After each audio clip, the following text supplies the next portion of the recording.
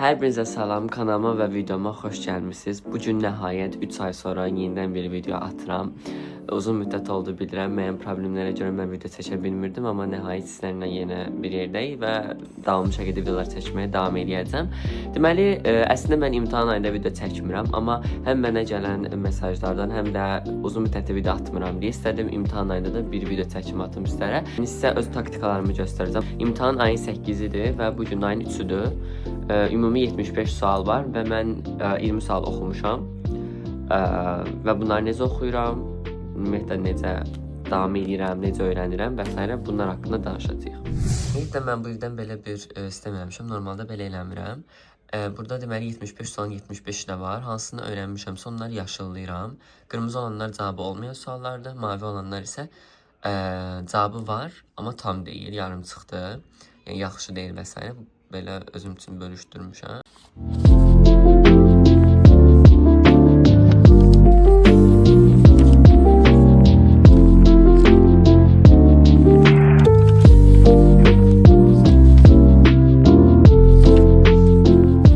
Ümumiyyətlə bir fəndən yüksək qiymət almaq istəyirsinizsə, məncə ən önəmli tərəflərdən biri də oxuduğunuz konspektin normal olmasıdır. Bəzən olur ki, konspektlər çox pis olur, cavablar çox qısa olur, hədsiz uzun olur, ya struktursuz olur. Yəni bu müəyyən dərəcədə problemlərə səbəb olur. Ona görə demək olar ki, hər imtahana hazırlaşmaq üçün sualların cavabını özüm hazırlayıram.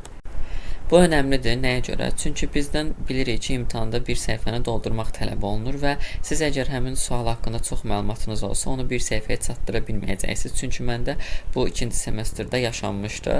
Bəzən də olur ki, sualın cavabını qısa öyrənirsiniz və imtahanda o vərəqi doldura bilmirsiniz. Ona görə də öyrənirsinizsə, həqiqətən də bir səhifə doldurula biləcək səviyyədə öyrənin.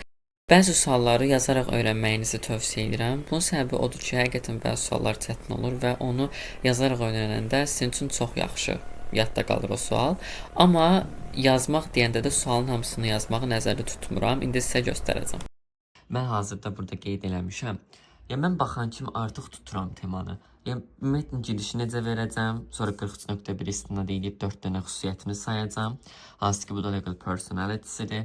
Daha sonra 3 dənə maddədən danışacam, hansı ki, ikisi property-dən danışır.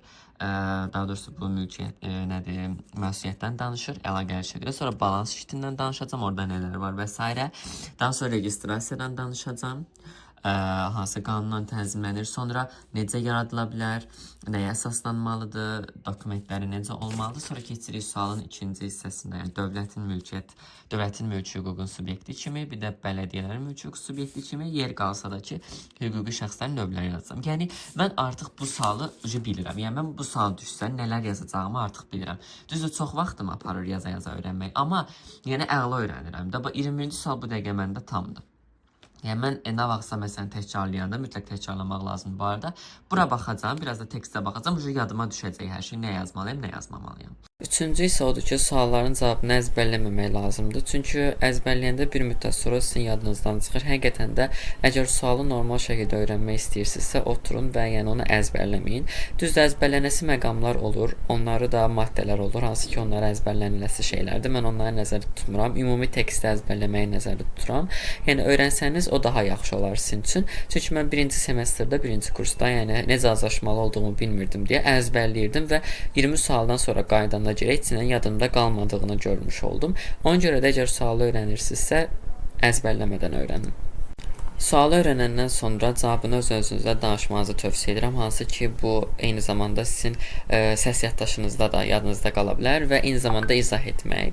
Hansı ki, kiməsə izah edirmiş kimi düşünün və onu izah eləsəz, çox yaxşı yadınızda qalacaq.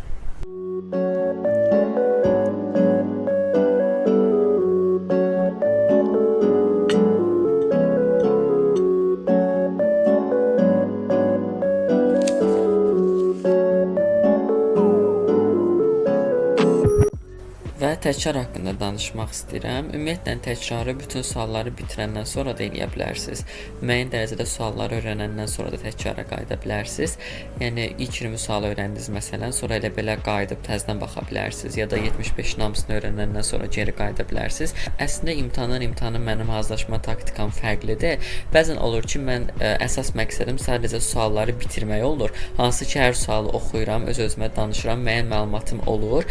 Amma mən o sualları tam şəkildə təkrarda öyrənirəm. Mən ilk dəfə onu oxuyanda, öz-özümə danışanda sadəcə ümumi danışıram. Yəni məlumat yığmaq üçün öyrənirəm. Amma təkrarda artıq konkret olaraq mən özüm beynimdə quraşdırıram ki, imtahana düşsə tam olaraq necə yazmalıyam, strukturu necə qurmalıyam, hansı yerdə hansıları yazmalıyam. Yəni ona görə təkrar çox əhəmiylidir və mən bu vaxta kimi heç bir imtahana təkrarsız getməmişəm. Yəni minimum 2 dəfə təkrar eləmək lazımdır ki, yəni sualların cavabı yadınıza düşsün və eyni zamanda ola bilər ki, sualın cavabını çox qəşəng bilə bilərsiniz, amma sual qabağınıza gələndə sualın cavabı yadınıza düşməyə bilər. Sırf bunun qarşısını almaq üçün təkrarlamaq çox əhəmiylidir. Deməli dostlar, mən hər semestr imtahanından əvvəl TikTok hesabıma bir video atıram. TikTok hesabımı da burada paylaşacağam. İzləməyi unutmayın. Hansı ki, acil çalışma olan bir manası var, mənim sənə ehtiyacım var. Bununla bağlı bir video atıram həmişə mən. Biri 46.000 izlənib. Biri də 64.000 izlənib və indi də atmaq istəyirəm ki, mənim sənə və ondan sonra da giriş ballarını göstərir. Bilmirəm nə qədər görürsünüz ya yox. Giriş balları plus 91 olması üçün olacaq olan rəqəm. Bəzən onun üçün qısa vaxt qalır və sualların sayı çox olur və siz çatdıra bilmirsiniz. Bu zaman təbii ki, bu arada yazıya ehtiyac yoxdur da. Yəni əsas odur ki, siz sualı öyrənəsiniz. Yəni bu qədər yazının əsas məqsədi odur ki, yaxşı öyrənəsən. Yəni konkret o sualı bir səhifə doldura biləcək səviyyədə, yəni hər şey hazır olasın. Əgər vaxtınız azdırsa ki, yəni məndə bu çox yaşanıb. Yəni vaxt azdırsa, dediyim kimi sualları sadəcə anlayın. Yəni mən belə edirəm. Yəni deməli TikToka videonu yüklədim. Hal-hazırda 18 bəyənmə var. Tuturam yenidən suallar oxumağa. Bir də dostlar, bayaq da dediyim kimi, yəni hər sualda bir səhifəlik məsələn qeyd çıxartmağınıza ehtiyac yoxdur. Əgər sualın özü həqiqətən asandısa, harda yazdığımı unutdum. Hə, burada.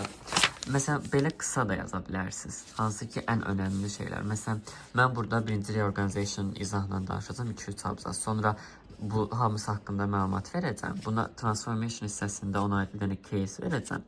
Sonra 2 dənə növ var. Onlardan danışacağım. Bunda bir dənə case var. Sonra məndə terminal registration hissəsində accessionla bağlı bir şey deyəcəm. Sonra da bundan danışacağım. Mən artıq burada yadımdadır deyiləm. Yəni bütün hər şey yazmanıza ehtiyac yoxdur. Çünki bütün hər şey yazmanız çox vaxt itkisi deməkdir.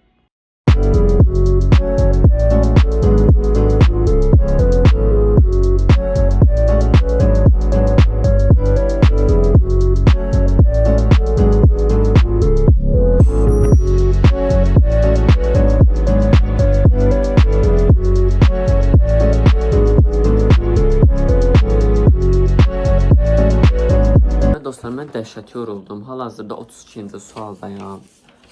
Bugün 40-a kimi tamamlamalıydım da. Çünki günə 20 sual oxuyuram. Amma həqiqətən çox yoruldum. Saat 6-ın yarısıdır. Saat 12-dən başlamışam. Biraz yemək yeyim, özümə gəlim. Çünki həqiqətən çox yoruldum.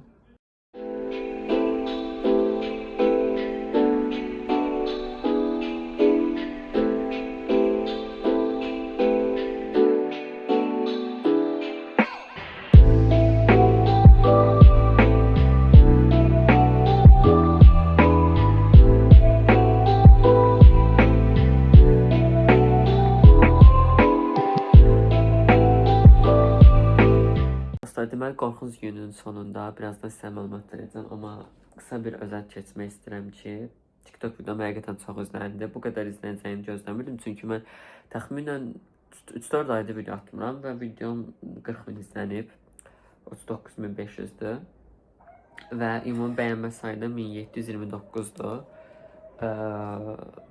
Belə.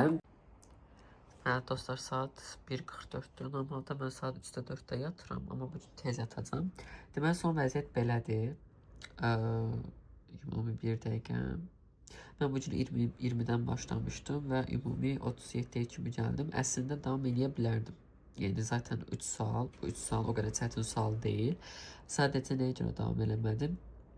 Elə bir ki, bizdə məsələn 21-dən 37-yə full hüquqi şəxslərdir də, buradan artıq yeni mövzu başlayır.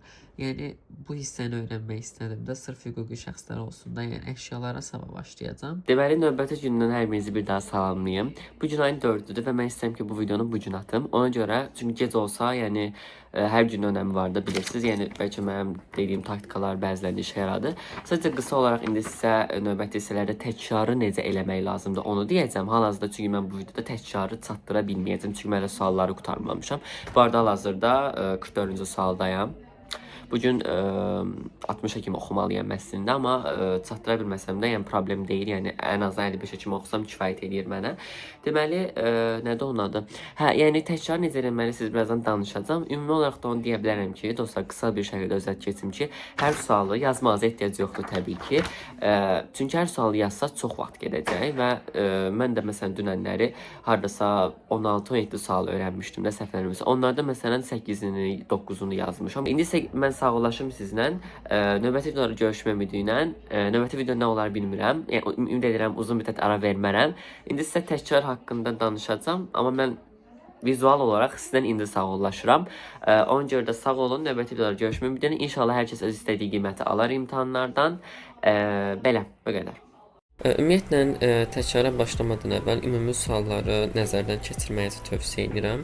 Hansı ki 75 sualın 75-i də qabağınızda olsun və baxın, sualın özünə baxın, görün cavab sizin yadınıza düşürmü? Əsas problem buradan başlayır. Əgər cavab heç cürə yadınıza düşmürsə, həqiqətən bu çox böyük bir problemdir. Amma narahat olmanıza ehtiyac yoxdur. Onsuz da təkrarda hamısını təzədən oxuyacağınız üçün yadınıza düşəcək. Və təkrar zamanı mən necə edirəm? Sualı bir dəfə oxuyuram ya da 2 dəfə oxuyuram, yadıma salmağa baxıram. Əgər not çıxartmışamsa, notlarımı oxuyuram və daha sonra yenə öz-özümə danışıram və keçirəm. Yəni hər suala maksimum 10 dəqiqə ayırıram ya da 15 dəqiqə ayırıram təkrar üçün. Və yenidən sualları bitirdikdən sonra isə əgər siz birinci kursunuzsa, mən müəyyən dərəcədə sualları yazmanızı tövsiyə edirəm. Müəyyən dərəcədə 3-4 dənə sual seçin və o 3-4 dənə sualı A4-də yazın. Hansı ki, özünüzü imtahanda kimi düşünün. Yəni, ilk təcrübəniz imtahanda olmasın. Yəni, mən birinci kurs, birinci semestrdə elə eləmişdim və təsadüfdən razılaşdığım bir sual elə imtahana düşmüşdü məndə. Ona görə yəni, o sualını yazmaq mənim üçün rahat olmuşdu. Amma indi belə yuxarı kursusda buna ehtiyac yoxdur, çünki bu həqiqətən çox vaxt aparır. Ona görə də yəni, təkrarlayandan sonra isə yəni, birinci imtahana hazır olursunuz.